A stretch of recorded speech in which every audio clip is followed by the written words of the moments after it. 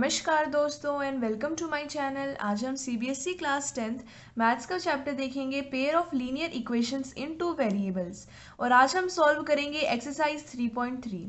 इसका question number 1 है, solve the following pair of linear equations by the substitution method. हमें ये जो नीचे लीनियर इक्वेशंस का जो पेयर गिवन है, मतलब एक साथ जब हमें दो इक्वेशन जोड़कर गिवन है वो भी लीनियर इक्वेशंस, हमें क्या करना है, उनको सॉल्व करना है। मतलब जो हमारी लीनियर इक्वेशन होती है वो किस फॉर्म में होती है, ए एक्स प्लस में बी वाई प्लस में सी इज इक्वल्स टू 0।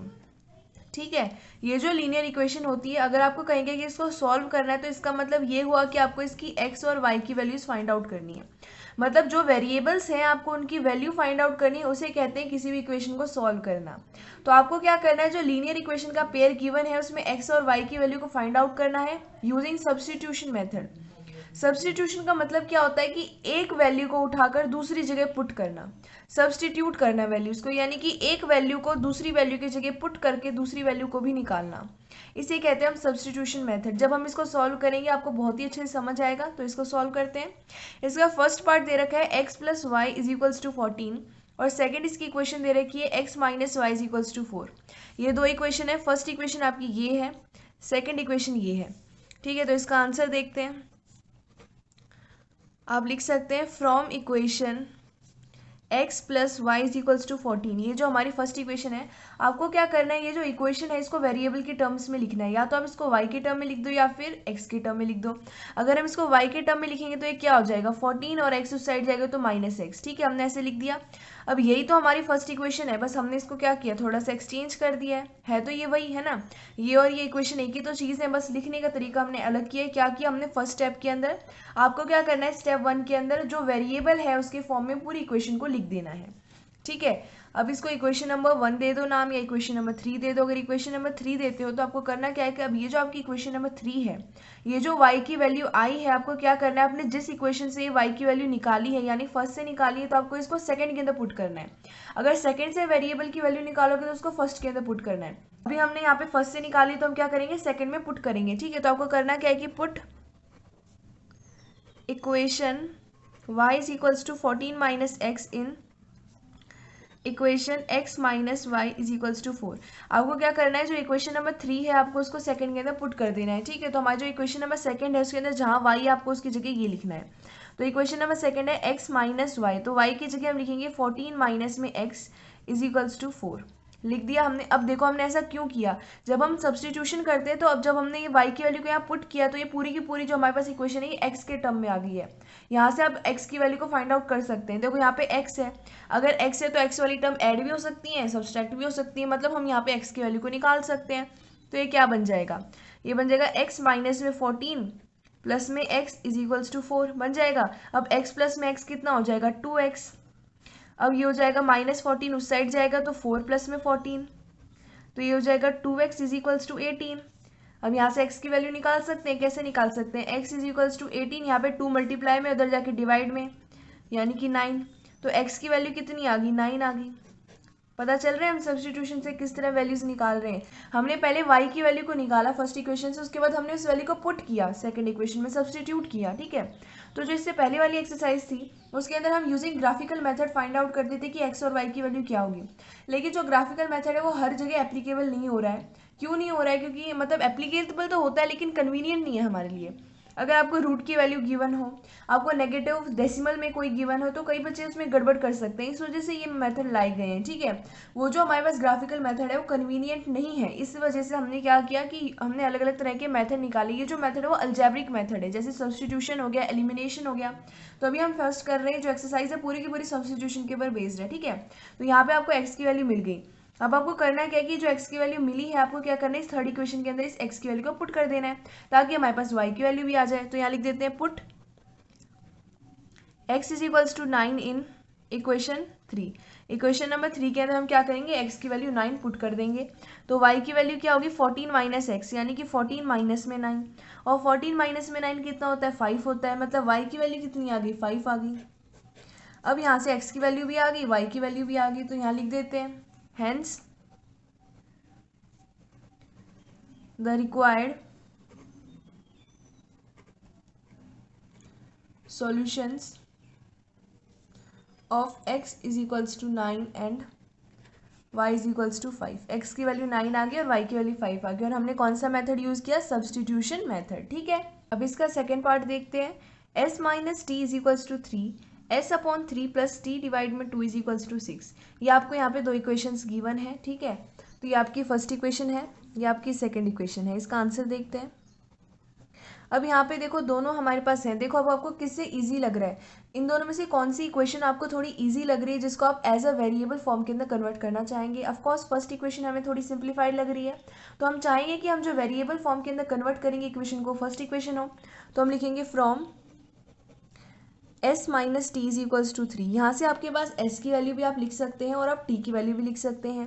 तो अगर आप s की वैल्यू लिखते हैं तो ये हो जाएगा 3 प्लस में t।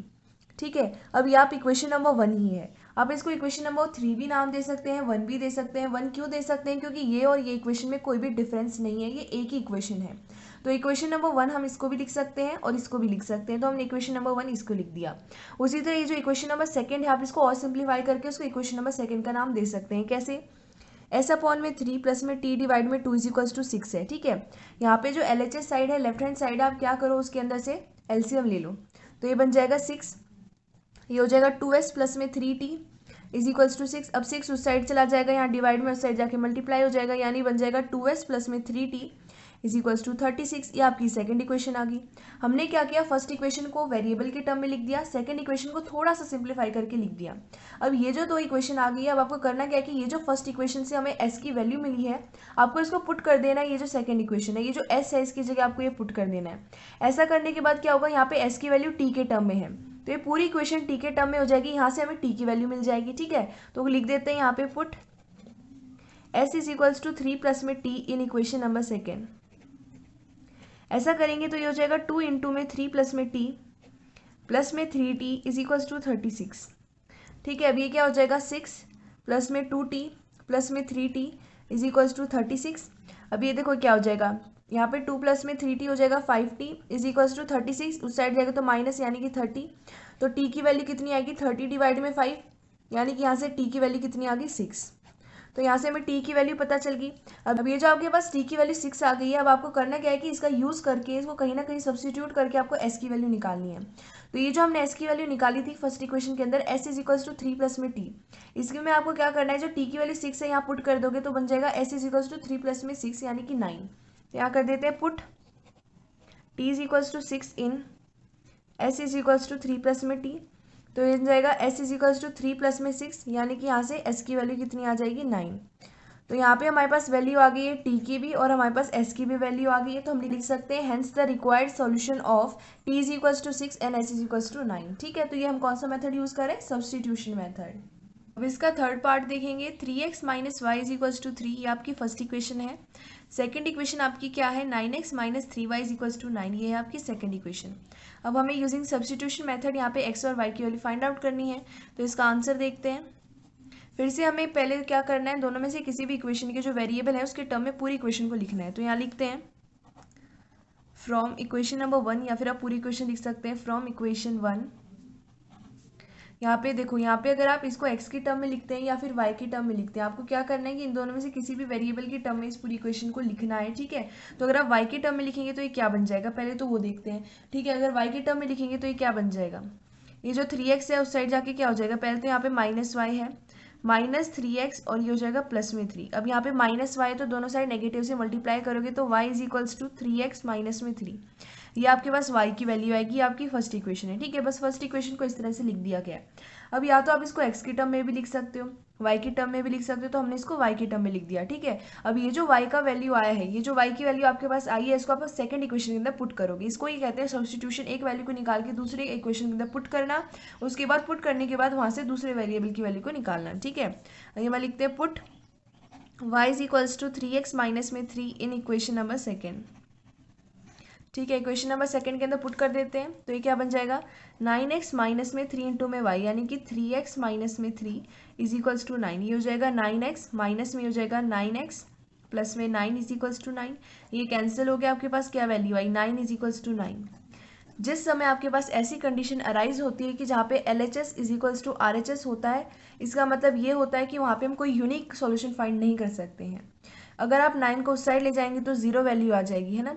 इसका मतलब ये हुआ कि यहाँ पे कोई भी यूनिक यहाँ पे सॉल्यूशन प्रेजेंट नहीं है, यहाँ पे इन्फिनाइटली मैनी सॉल्यूशंस प्रेजेंट है। क्या है, यहाँ पे इन्फिनाइटली मैनी सॉल्यूशंस है। ये जो हमारे पास गिवन इक्वेशन है ये किसकी है, इन्फिनाइटली मैनी सॉल्यूशंस की है, ठीक है, यानी कि कोइंसिडेंट लाइन हो सकती है। तो आपको क्या करना है कि ये जो स्टेटमेंट है ये हर एक वैल्यू ऑफ एक्स के लिए ट्रू है, इसलिए कह सकते हैं कि hence equation number 1 and equation number 2 has infinitely many solutions, ठीक है। यहाँ लिख देते हैं hence equation 1 and equation 2 have infinitely many solutions. जो इक्वेशन है हमने कह तो दिया कि ये फर्स्ट और second equation infinitely many solutions को रखती हैं। क्या ये वाकई में सच बात है, ये भी आप चेक कर सकते हैं, क्रॉस वेरिफिकेशन कर सकते हैं। कैसे कर सकते हैं, इससे जो पहले वाली एक्सरसाइज थी उसमें हमने देखा था कि जब कोई भी हमारी गिवन सॉल्यूशन होती है उनके इन्फिनाइटली मैनी सॉल्यूशन होते हैं, उस समय a1 डिवाइड में a2 is equals to b1 divide में b2 होता है, is equals to c1 divide में c2 होता है ना। अगर ये कंडीशन चेक हो जाती है इसका मतलब ये दोनों इक्वेशन क्या है, इन्फिनाइटली मैनी सॉल्यूशन है, ठीक है। तो ये हो जाएगा 3/9 इज इक्वल्स टू ये हो जाएगा -1 डिवाइड में -3 इज इक्वल्स टू, ये 3 को उस साइड जाएंगे तो -3 डिवाइड में -9, यहाँ माइनस से माइनस कैंसिल हो गया, ये 1 जा ये 3 जा, ये 1 जा ये 3 जा। अब 1/3 is equals to 1/3 is equals to 1/3। यहाँ पे आप देख रहे हो तीनों रेशियोज इक्वल है, इसका मतलब ये कंडीशन एकदम सही है और हमारी इक्वेशन नंबर 1 और इक्वेशन नंबर 2 के पास इन्फिनाइटली मैनी सॉल्यूशन है। तो इसकी कंडीशन क्या हुई कि जिस समय LHS और RHS इक्वल आ जाएगा, मतलब ये उस साइड जाके नेगेटिव होकर 0 बन जाएगा ना, मतलब कोई पर्टिकुलरली वैल्यू नहीं आएगी, उस समय हमारे पास गिवन इक्वेशंस के लिए इन्फिनाइटली मैनी सॉल्यूशंस होती हैं, ठीक है। इसका फोर्थ पार्ट देखेंगे, 0.2x प्लस में 0.3y इज इक्वल्स टू 1.3 आपकी फर्स्ट इक्वेशन गिवन है। सेकंड इक्वेशन है 0.4x प्लस में 0.5y इज इक्वल्स टू 2.3 है सेकंड इक्वेशन। तो इसका आंसर देखते हैं, यहाँ पे भी सब्स्टिट्यूशन मेथड यूज़ करना है, तो उसके लिए पहले ये वाली जो इक्वेशन है या फिर जो सेकंड वाली इक्वेशन है उसके अंदर हमें क्या करना है, पूरी इक्वेशन को वन वेरिएबल के अंदर कन्वर्ट करने के लिए क्या करना है, उसको वेरिएबल के फॉर्म में लिखना है। तो यहाँ लिखते हैं फ्रॉम 0.2x प्लस में 0.3y इज इक्वल्स टू 1.3, जो from equation number 1 we get, ऐसे लिख सकते हैं आप। यहाँ पे अगर आप x की वैल्यू को निकालते हैं, यानी कि यहाँ से आप क्या करोगे, पूरी इक्वेशन को x के टर्म में लिखोगे तो क्या बन जाएगा, 0.2x is equals to 1.3, 0.3y उस साइड जाएगा तो -0.3y। अब यहाँ पे x की वैल्यू कितनी आएगी, 1.3 माइनस में 0.3y डिवाइड में 0.2, ये हमारे पास x की वैल्यू आ गई। ये आपकी इक्वेशन नंबर 1 है, क्योंकि इसी इक्वेशन को हमने इस फॉर्म में लिखा है तो इक्वेशन नंबर 1 होगी। अब ये जो इक्वेशन नंबर 1 आई है, आपको क्या करना है, इस वैल्यू को आपको सेकंड इक्वेशन के अंदर पुट कर देना है, ठीक है। तो यहाँ लिखते हैं put x is equals to 1.3 minus में 0.3y डिवाइड में 0.2 इन इक्वेशन नंबर 2, ठीक है। इक्वेशन नंबर 2 के अंदर जहाँ पे x है उसकी जगह ये पुट करेंगे तो बन जाएगा 0.4 इंटू में 1.3 माइनस में 0.3y डिवाइड में 0.2 प्लस में 0.5y इज इक्वल्स टू 2.3। अब यहाँ पे पॉइंट से पॉइंट कैंसिल हो जाएगा, 2 1 जा 2 2 जा, ठीक है। अब यहाँ पे हो जाएगा 2 मल्टीप्लाई में 1.3 माइनस में 0.3y इज इक्वल्स टू, ये हो जाएगा 2.3 और ये हो जाएगा -0.5y, ठीक है। या फिर आप इस 0.5 को यहाँ पे भी रहने दे सकते हैं, कोई फर्क नहीं पड़ेगा, ठीक है। तो ये क्या बन जाएगा, 2.6 माइनस में ये हो जाएगा 0.6y, इसको वापस इधर ही ले आते हैं, क्यों ले आते हैं, या फिर आप क्या करो इसको उस साइड भेज दो, ठीक है, ये ज़्यादा इजी रहेगा। तो यहाँ पे ये है, लिख दिया ये हमने, ठीक है। अभी पे आपको करना क्या है कि ये जो 2.3 है इसको इस साइड भेज दो और इसको इस साइड भेज दो, ये इस साइड जाएगा और ये वाला इस साइड आएगा। तो ये बन जाएगा 2.6 माइनस में 2.3 is equals to 0.6y minus में 0.5y। अब ये क्या बन जाएगा, देखो ये बन जाएगा हमारा 0.3 इज इक्वल्स टू, ये बन जाएगा 0.1, ठीक है। अब यहाँ पे y भी है इसके साथ में, अब y की वैल्यू कितनी आएगी, 0.3 डिवाइड में 0.1, पॉइंट से पॉइंट कैंसिल, यानी कि y की वैल्यू कितनी आएगी, 3 आएगी। यहाँ से y की वैल्यू 3 आ गई। अब करना क्या है कि ये जो वैल्यू आई है आपको इसके अंदर पुट कर देना है, जो इक्वेशन नंबर 1 है इसके अंदर इस y इज इक्वल्स टू 3 को पुट कर दोगे तो आपके पास x की वैल्यू आ जाएगी, ठीक है। तो पुट कर देते हैं, यहाँ पे मैंने x is equals to 1.3 minus 0.3y divide में 0.2 ये फर्स्ट इक्वेशन लिख दी है। अब हमें करना क्या है कि put y is equals to 3 in equation number 1, ये जो इक्वेशन नंबर 1 है इसके अंदर आपको y की जगह 3 पुट करना है। तो x हो जाएगा 1.3 माइनस में 0.3 इंटू में y, यानी कि इंटू में 3 डिवाइड में 0.2, ठीक है। अब ये क्या बन जाएगा, 1.3 माइनस में 0.9 डिवाइड में 0.2 और ये हो जाएगा 0.4 डिवाइड में 0.2, पॉइंट से पॉइंट कैंसिल, 2 1 जा 2 2 जा, यानी कि क्या वैल्यू आई, 2i। तो x की वैल्यू कितनी आई, 2i y की वैल्यू हमारी 3 आई, तो हमारे पास रिक्वायर्ड सॉल्यूशन x का कितना आया 2 आया और y का कितना है 3 आया। तो यहाँ लिख देते हैं hence the required solutions of x is equals to 2 and y is equals to 3। ये हमारे पास इसका आंसर आ गया। ठीक है, इसका फिफ्थ पार्ट देखेंगे। √2x प्लस में √3y is equals to 0, √3x minus में √8y इज इक्वल्स टू 0। ये फर्स्ट इक्वेशन है, ये सेकंड इक्वेशन है। यूजिंग सब्स्टिट्यूशन हमें इसको सॉल्व करना है, यानी x और y की वैल्यू को निकालना है। तो इसका आंसर देखते हैं। तो यहाँ लिखते हैं from equation number 1। Equation number 1 से आप यहाँ पे कोई भी वेरिएबल के टर्म में लिख सकते हैं। तो हम अगर x की टर्म में लिखेंगे तो ये क्या बन जाएगा, x इज इक्वल्स टू, पहले यहाँ √2 का है, x है उस साइड, तो ये हो जाएगा 0। ठीक है, 0 इस साइड है, ये तो √3y उस साइड जाएगा, तो माइनस में √3y। अभी x की वैल्यू कितनी आएगी, -√3 डिवाइड में √2y। ये आपकी x की वैल्यू आएगी। ये आपकी फर्स्ट इक्वेशन है। ठीक है, क्योंकि हमने इसी इक्वेशन को ऐसे लिखा है तो इसको फर्स्ट इक्वेशन कह सकते हैं। अब ये जो फर्स्ट इक्वेशन है, ये जो x की वैल्यू आई है, आपको क्या करना है, इसको पुट करना है सेकंड इक्वेशन के अंदर।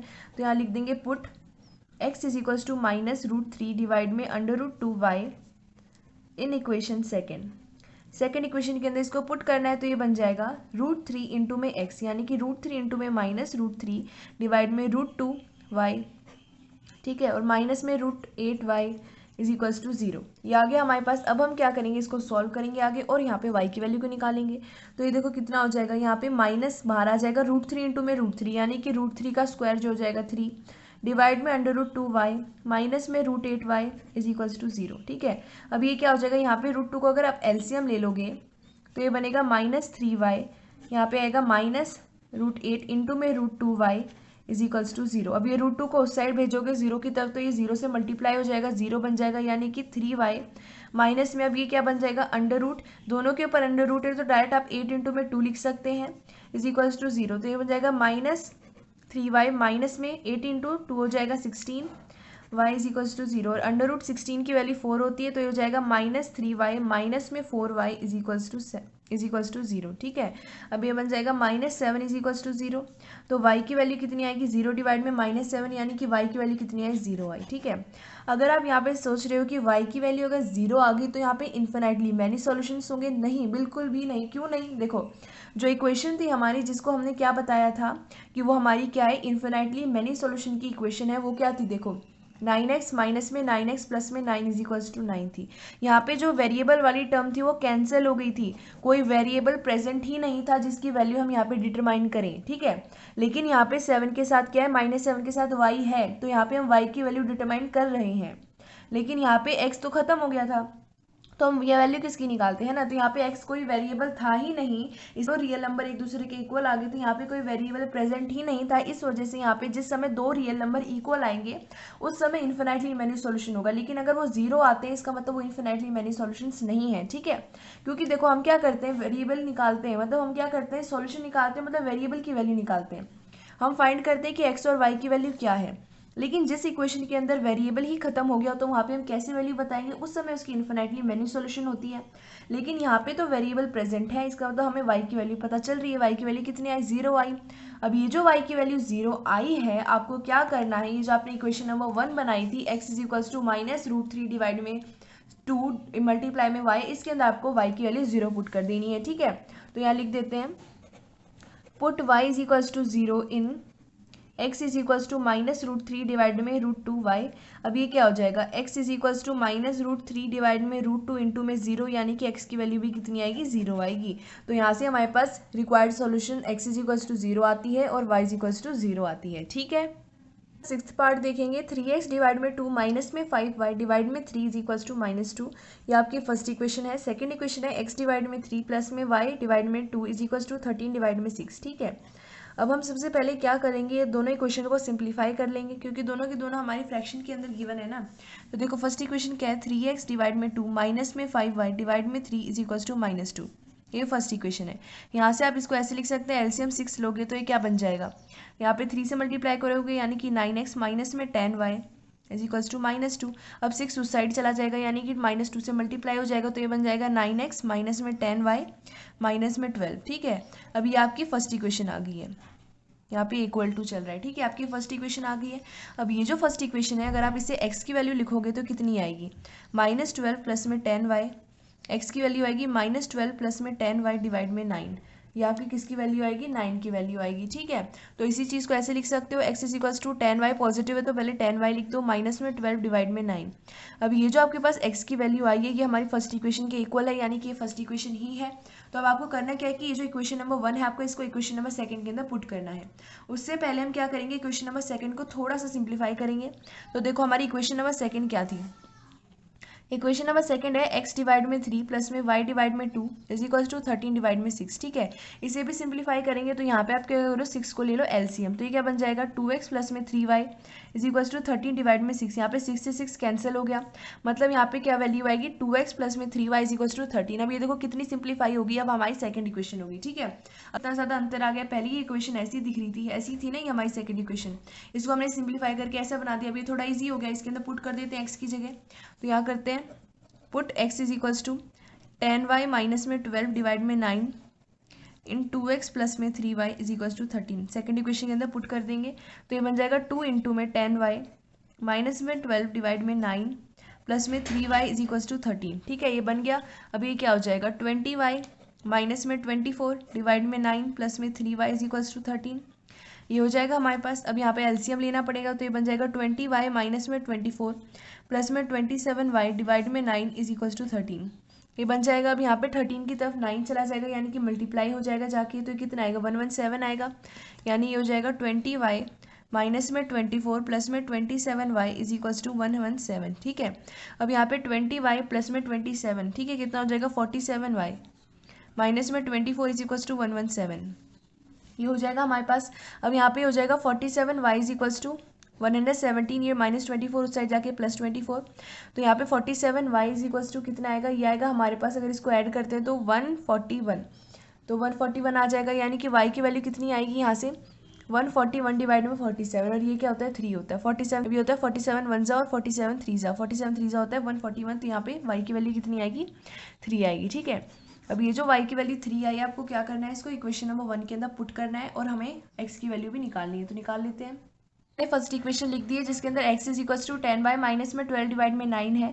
अब हमें क्या करना है, put y is equals to 3, हमें y की वैल्यू 3 पुट करनी है इस इक्वेशन नंबर 1 के अंदर, तो x इज इक्वल्स टू हो जाएगा 10 इंटू में 3 माइनस में 12 डिवाइड में 9, ये हो जाएगा 30 माइनस में 12 डिवाइड में 9, और ये हो जाएगा 18 डिवाइड में 9 यानी कि 2, तो x की वैल्यू कितनी आएगी 2 आएगी, और हमारे y की वैल्यू कितनी आई 3 आई, ठीक है। तो यहाँ पे लिख देते हैं hence required solution of x is equals to 2 and y is equals to 3, यहाँ लिख देंगे hence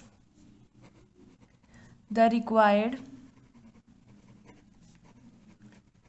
solutions of x is equals to 2 and y is equals to 3, ये हमारा आंसर आ गया, ठीक है। हमने यूजिंग सब्स्टिट्यूशन मेथड यहाँ पे सॉल्व कर दिया हमारी गिवन 6 लीनियर इक्वेशंस के पेयर को, ठीक है। इसका क्वेश्चन नंबर 2 देखते हैं, solve 2x plus 3y is equals to 11 and 2x minus में 4y is equals to -24 and hence find the value of m for which y is equals to mx plus में 3। हमें क्या करना है, ये जो हमारे पास पेयर आ गया, दो इक्वेशंस गिवन है तो एक लीनियर इक्वेशन का एक पेयर बन गया, हमें क्या करना है, इसको सॉल्व करना है, यानी यहाँ पे x और y की वैल्यूज को फाइंड आउट करना है। उसके बाद हमें यहाँ पे बताना है कि ये जो हमें एक इक्वेशन गिवन है y is equals to mx plus में 3, यहाँ पे m की वैल्यू क्या होगी, यहाँ पे x और y की वैल्यू कैसे पता चलेगी, ये दो इक्वेशन है इनको सॉल्व करेंगे तब x और y की वैल्यू को फाइंड आउट करेंगे, उसके बाद जो वैल्यू आएगी यहाँ पे पुट करके m की वैल्यू को निकालेंगे, ठीक है। तो इसका आंसर देखते हैं। सबसे पहले यहाँ से हमारे पास 2x प्लस में 3y इज इक्वल्स टू 11 हमारी फर्स्ट इक्वेशन गिवन है। सेकंड इक्वेशन गिवन है 2x माइनस में 4y is equals to minus में 24, ये है सेकंड इक्वेशन, ठीक है। अब यहाँ लिखते हैं फ्रॉम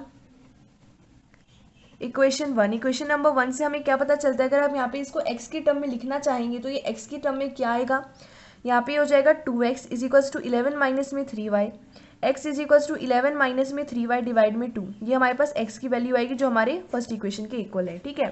अब करना क्या है कि ये जो x की वैल्यू आई आपको पुट कर देना है इसको इक्वेशन नंबर 2 के अंदर, तो यहाँ लिख देते हैं put x is equals to 11 minus में 3y डिवाइड में 2 in equation number 2, equation number 2 के अंदर इसको पुट कर देंगे, ठीक है। तो इक्वेशन नंबर 2 है हमारी 2x यानी कि 2 इंटू में 11 माइनस में 3y डिवाइड में 2 माइनस में 4y is equals to minus में 24, इसे सॉल्व करेंगे और यहाँ से हमारे पास y की वैल्यू आ जाएगी, तो ये हो जाएगा 22 माइनस में 6y और यहाँ पे आ जाएगा डिवाइड में 2, माइनस में 4y is equals to minus में 24। ठीक है, अब यहाँ पे आपको करना क्या है कि यहाँ पे आपको 2 LCM लेना पड़ेगा। तो ये बन जाएगा 22 माइनस में 6y माइनस में 8y डिवाइड में 2 इज इक्वल्स टू माइनस में 24। अब 2 साइड चला जाएगा तो ये बन जाएगा 22 माइनस में 6y माइनस में 8y is equals to minus 24 into में 2। ठीक है, अब ये क्या बन जाएगा, देखो 22 माइनस में 6y माइनस में 8y is equals to minus में 48, ये बन जाएगा। अब यहाँ से आपको क्या करना है, यहाँ से आपको निकालनी है हमारी y की वैल्यू। ठीक है, तो यहाँ पे बहुत ही सिंपली इजीली यहाँ पे y की वैल्यू निकल जाएगी और यहाँ से आपको y की वैल्यू निकालनी है खुद, और यहाँ से y की वैल्यू आपके पास कितनी आएगी, यहाँ से y की वैल्यू 5 आएगी। ठीक है, आप निकाल के देखेंगे खुद। ठीक है, बिना ऐसे देखे नहीं करना है, खुद निकाल के देखना है। यहाँ से मैंने पूरी क्वेश्चन सॉल्व करके दी है। यहाँ पे दोनों ये नेगेटिव नेगेटिव है, दोनों नेगेटिव बन के बन जाएंगी। उसके बाद उस नेगेटिव को आप उस साइड ले जाएंगे, इसको इस साइड ले आएंगे, तो बहुत ही सिंपलीफाई हो जाएगी इक्वेशन और y की वैल्यू आएगी 5। ठीक है, अब ये जो y की वैल्यू 5 आई है, करना क्या है कि आपको इसको फर्स्ट इक्वेशन के अंदर पुट कर देना है। ठीक है, और कौन सी फर्स्ट इक्वेशन, ये वाली जो फर्स्ट इक्वेशन हमने की है, जो x is equals to 11 minus में 3y डिवाइड में 2 इसके अंदर y is equals to 5 put करना है। तो करते हैं। तो यहाँ पे मैंने x की वैल्यू लिख दी है 11 माइनस में 3y डिवाइड में 2, ये हमारी फर्स्ट इक्वेशन है। अब हमें करना क्या है कि put y is equals to 5 in equation number 1।